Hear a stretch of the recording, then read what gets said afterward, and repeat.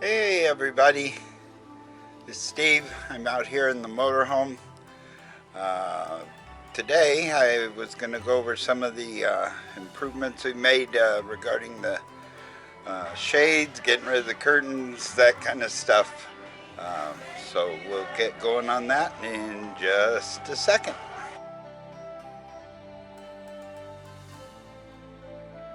Hey, I'm out here in the motorhome like I said, and I was going to go over some of the improvements we made and that relate to the shades and um, where we got them and how we got them put in. So this is my 1997 Monaco WIndsor, and it originally had curtains that went around here on a rod around the front, and they were missing some hooks, and I could not find them, and they did not look that good. They weren't in terrible shape, but the blinds seemed to have been a better option. So they ran on a track that was right up here under this cabinet, went all the way around, and I looked into different shades and things. These front shades, they're just roller shades. Came from justblinds.com, and they have a very wide selection of available things. So on the sides here we have just a regular roller shade, but they would have, when they were mounted, they would have shown the part of it. So I made this matching valance. Goes all the way along here,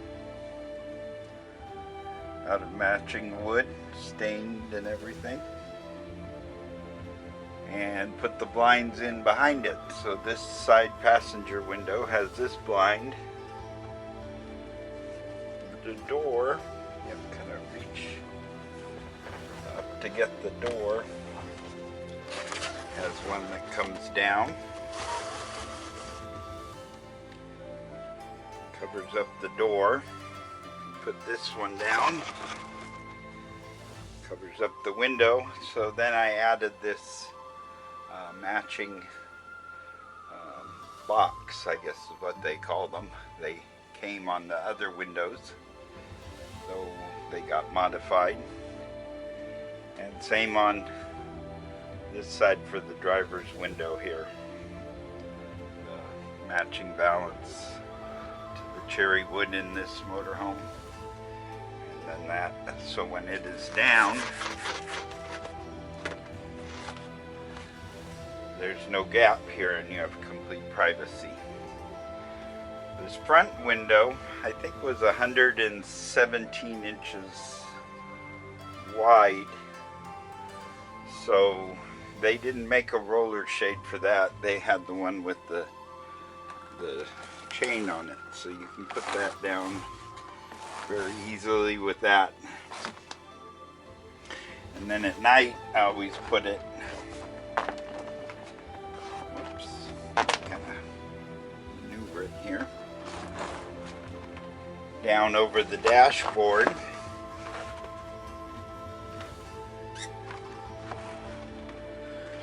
for complete privacy. So when it is kind of conflicting here, so when it's down from the outside, there's just a little gap right there on each side, but you really cannot see in. So then you can put it back up with the chain. One thing with this very large blind I did find, which you have to measure very carefully to get it so it'll fit and you get it in, was that sometimes these things bounce, and it bounced out of its little track. But I fixed that by putting this keeping this cord fairly tight, and it holds it in there quite well.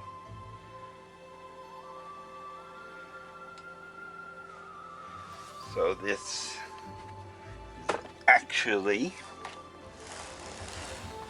roll it up, there's the bracket in there, which is quite close to the windshield. The other thing I found is if you roll this all the way up and go over a large bump, it will flip over on itself. And then you have to flip it back, so that's kind of not so good. So when I'm driving with it, I generally leave it down about even with this bottom of the TV cabinet here.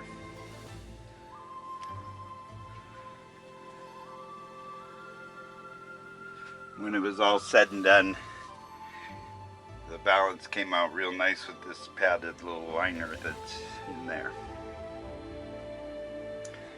So that's how we did the front. This comes up and right over the door.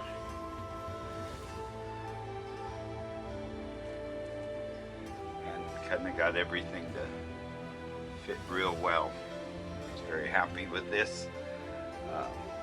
Just takes a little planning, little minor carpentry skills and such to get that done.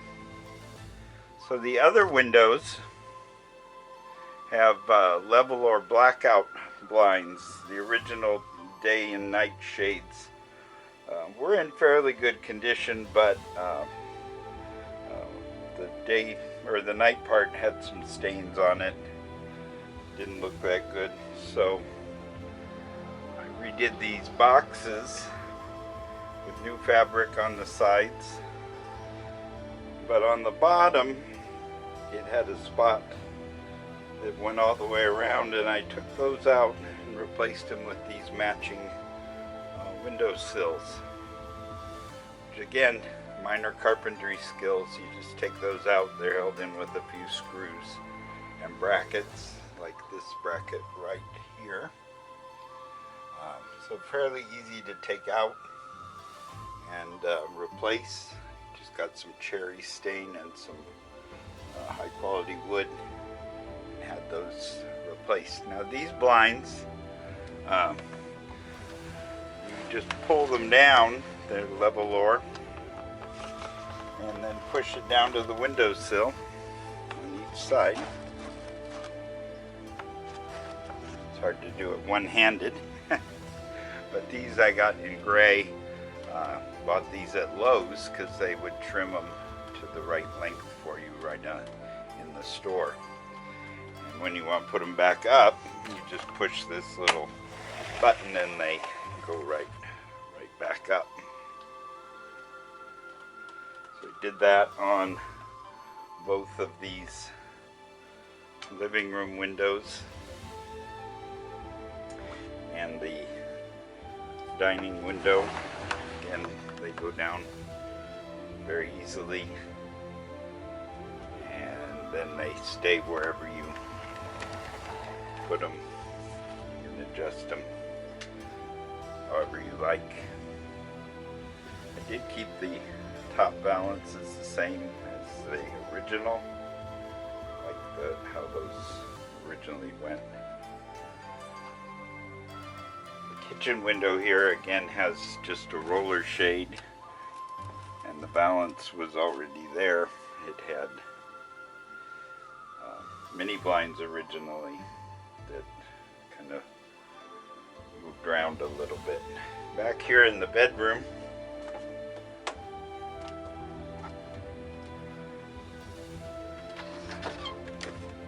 same situation.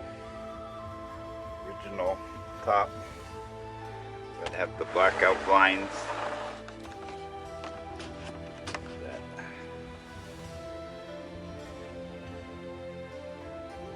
gray from Level Oregon. And these work really, really well for keeping the heat out. And as you can see, does get quite dark if you were to put them all the way down. Again, some new fabric on the sides and the windowsill. Easy to put right back up and enjoy the view. One of the reasons I liked this model of motorhome was the floor plan, and it had a lot of windows. Often go out boondocking in the desert or in the forest, want to be able to sit and look out the window, have a great view. So with these large amount of windows in this model, you get a great view with these things. So I just thought I'd explain a little bit about how I made these upgrades. They're not hard to do. Just a good couple day project for you if you're looking to upgrade or do away with the curtains off the front of your motorhome. Too, I'll leave a link for these items down in the description. Also, my friend Dan has a channel. He says that he does mine, and I'll leave a link for that channel down there too. If you don't already, please subscribe to Dan's channel and give us a thumbs up on this video if it helped you out any, and if you have any questions, leave those down in the description or down in the comments below. Thanks for watching today.